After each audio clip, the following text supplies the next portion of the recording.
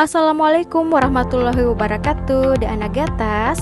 Perkenalkan, saya Samsuri Sakri dari Angkatan PK 190 Reksabumi Anagata.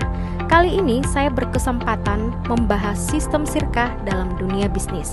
Bertemu dan berwawancara langsung dengan tokoh inspirasi atau pelopor sistem sirkah di Sulawesi Selatan merupakan pengalaman yang sangat berkesan. Sistem sirkah masih sangat awam didengar tentunya, dan belum banyak dijalankan oleh banyak pebisnis di Indonesia. Muhammad Rusmin, beliau seorang pelopor sirkah di Sulawesi Selatan. Selain aktif di dunia bisnis, beliau juga seorang dosen di Universitas Islam Negeri Alauddin Makassar. Untuk lebih jelasnya mengenal tentang sirkah, maka kita akan berbincang dengan beliau.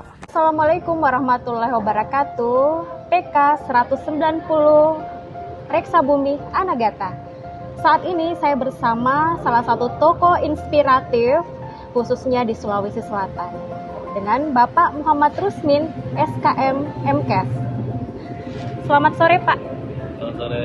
Apa kabar? Alhamdulillah. Iya. Dan kali ini kita akan membahas tentang dunia bisnis khususnya di sistem sirkah. Nah, baiknya kita akan bertatap langsung ya, bertatap muka langsung dan akan menjelaskan terkait dengan sirkah. Saat ini kan Bapak terjun langsung ya dengan bisnis sistem sirkah. Sistem sirkah itu sebenarnya seperti apa Pak? Khususnya di Sulawesi Selatan ya, yang saat ini memang masih sangat jarang oleh pebisnis menerapkan sistem sirkah ini. Oke, baik. Bismillahirrahmanirrahim. Assalamualaikum warahmatullahi wabarakatuh. Alhamdulillahirrahmanirrahim. Assalatu wassalamu ala rasulillah wa ala alihi wa sahbihi ajmain amma ba'd. Baik, Ibu Suri, terima kasih atas kunjungannya dan kemudian mau mewawancarai kami untuk sebuah proyek dan kegiatan. Nah, baik, jadi kami mulai terjun di bisnis itu sejak 2014.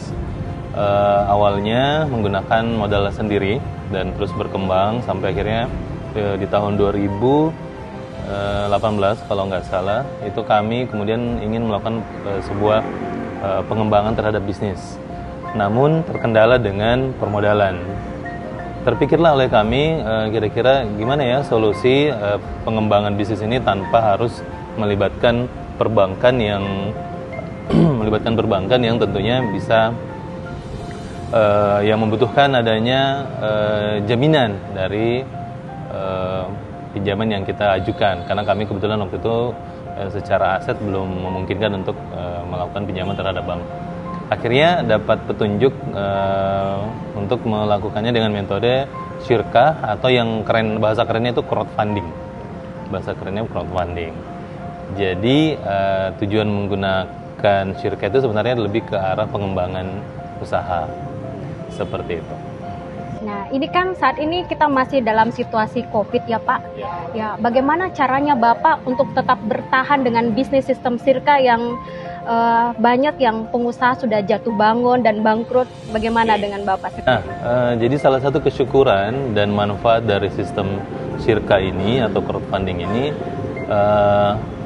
jadi karena di sirkah itu adalah metode permodalannya itu menggunakan istilah pengelola dan pemodal dengan konsep bagi hasil, maka pada saat terjadi kondisi pandemi kita sangat terbantu sekali karena kita tidak dikejar oleh utang. Kalau kita meminjam ke bank kan dikejar oleh utang, apalagi ada bunganya, kita dikejar oleh dua hal itu. Nah, dengan konsep sirkah ini kita tidak berkewajiban untuk membayar utang, tapi melihat membagi hasil atau keuntungan sesuai dengan kondisi yang terjadi saat corona ataupun sebelum corona. Jadi akhirnya pas saat corona memang pendapatannya menurun, keuntungannya juga menurun, dan itulah yang kemudian dibagi, sehingga itu tidak memberatkan kami sebagai pengelola atau yang menjalankan usaha, dan pebisnis juga memaklumi karena kondisinya memang ya tidak baik-baik saja begitu. Dan itu salah satu kelebihan dan manfaat yang kami rasakan dengan metode syirkah itu. Jadi tidak membuat kami akhirnya pikirannya itu kalut, stres, karena nggak mesti ada kewajiban membayar utang itu tadi. Jadi alhamdulillah bagus sekali nih sirkah. Ya betul, jadi luar biasa juga manfaat dengan sistem sirkah.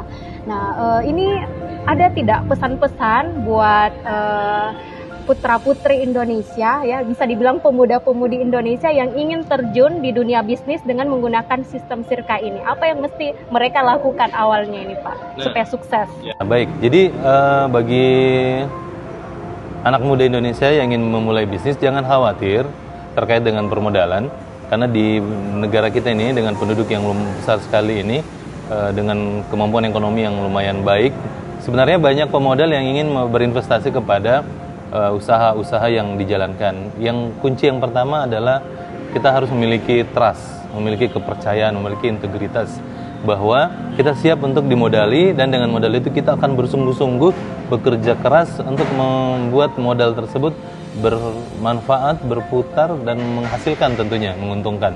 Jadi modal utamanya adalah kepercayaan atau trust.